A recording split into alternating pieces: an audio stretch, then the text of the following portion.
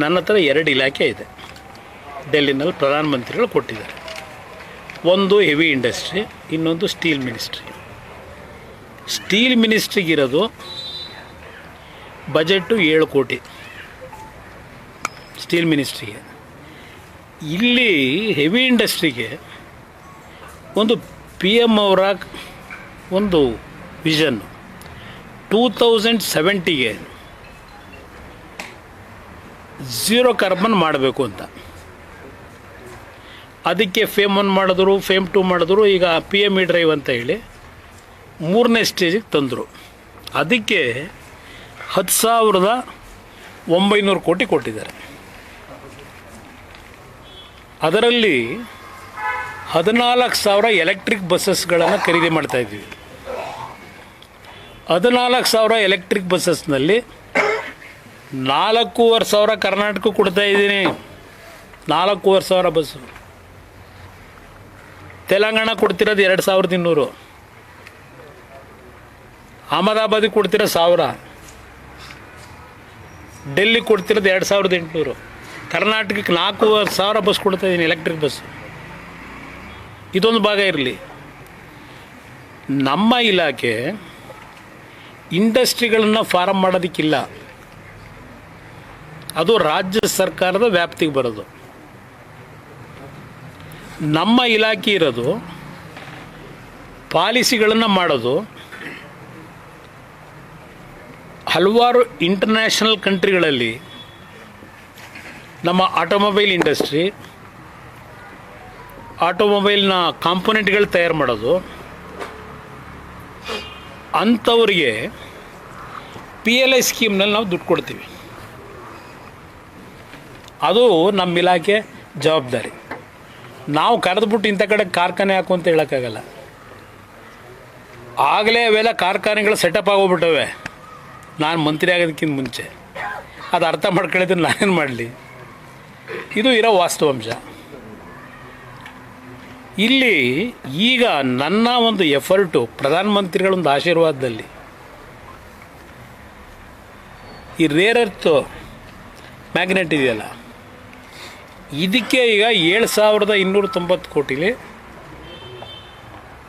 PLI ಸ್ಕೀಮ್ಗೆ ಪ್ರಧಾನಮಂತ್ರಿಗಳು ಕ್ಯಾಬಿನೆಟಲ್ಲಿ ತೀರ್ಮಾನ ಕೊಟ್ಟರು. ನಿನಗೆ ಜವಾಬ್ದಾರಿ ಕೊಡ್ತೀನಿ, ಯು ಟೇಕ್ ಕೇರ್ ಅಂತ ಹೇಳಿ 5 ಕಂಪ್ನಿಗಳನ್ನು ಸೆಲೆಕ್ಟ್ ಮಾಡ್ತೀವಿ. L1, L2, L3, L4, L5. ಆ 5 ಕಂಪ್ನಿಗಳಲ್ಲಿ ಏನಾದರೂ ಕನ್ವಿನ್ಸ್ ಮಾಡಿ ರಾಜ್ಯಕ್ಕೊಂದು 2 ಕಾರ್ಖಾನೆ ತರಬೇಕು ಅಂತ ಇದ್ದೀನಿ. ಒಂದು ಭಾಗ VISL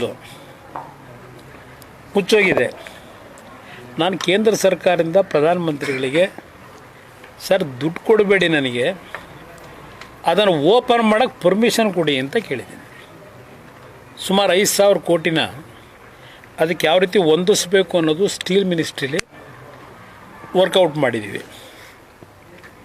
ಇನ್ನೊಂದು ಸೇಲಂನಲ್ಲೂ ಇದೇ ಥರನೇ ಒಂದು ಪ್ಲ್ಯಾಂಟ್ ಇದೆ, ಅದಕ್ಕೂ ಒಂದು ಲೈಫ್ ಕೊಡ್ತಾಯಿದ್ವಿ. HMTನಲ್ಲಿ ಬಹುಶಃ ಹಲವಾರು ರೀತಿಯ ಕೆಲವು ಯೋಜನೆಗಳಿಗೆ ಈಗಾಗಲೇ ಒಂದು ಕಮಿಟಿ ಮಾಡಿ, ಸಾರಸ್ವತ್ ಅಂತ ಹೇಳಿ ನೀತಿ ಆಯೋಗದ ಮೆಂಬರು, ಅವರ ಅಧ್ಯಕ್ಷತೆಯಲ್ಲೇ ಒಂದು ಕಮಿಟಿ ಮಾಡಿ ಅವರೊಂದು ರೆಕಮೆಂಡೇಷನ್ ಮಾಡೋರಿಗೆ HMTನಲ್ಲಿ ಏನು ಮಾಡ್ಬೋದು ಅಂತ. HMT ಅಂದರೆ ಬೆಂಗಳೂರು ಒಂದೇ ಹಾಕ್ಬಿಡಿ, ಕೇರಳದಲ್ಲಿ ಕಾಲಮಸೂರಿ ಅಂತ ಇದೆ, ಅಲ್ಲೊಂದು ಕಾರ್ಖಾನೆ ಇದೆ.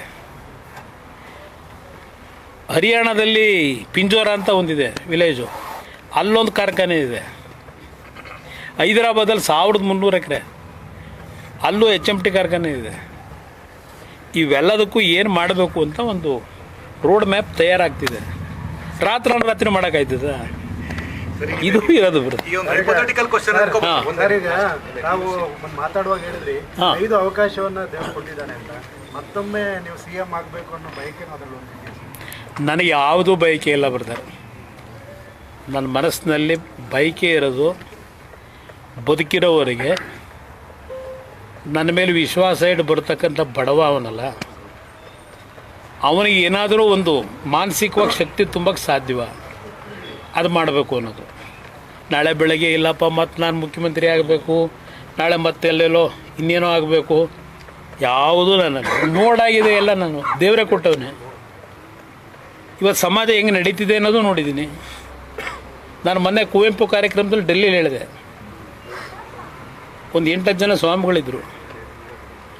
ನನ್ನ ಪರಿಸ್ಥಿತಿ ಯಾವ ಥರ ಇದ್ದೀನಿ ಅಂದರೆ, ಯಾರ ಕೈಗೂ ಸಿಗದೆ ಯಾವುದಾದ್ರೂ ಒಂದು ಅರಣ್ಯದಲ್ಲಿ ಹೋಗ್ಬಿಟ್ಟು ಗುಪ್ತವಾಗಿರಬೇಕು ಅನ್ನೋ ಮಟ್ಟಕ್ಕೆ ಬಂದುಬಿಟ್ಟಿದ್ದೀನಿ ಈಗ ಅಂತ ಸ್ವಾಮಿಗಳಿಗೇನೆ.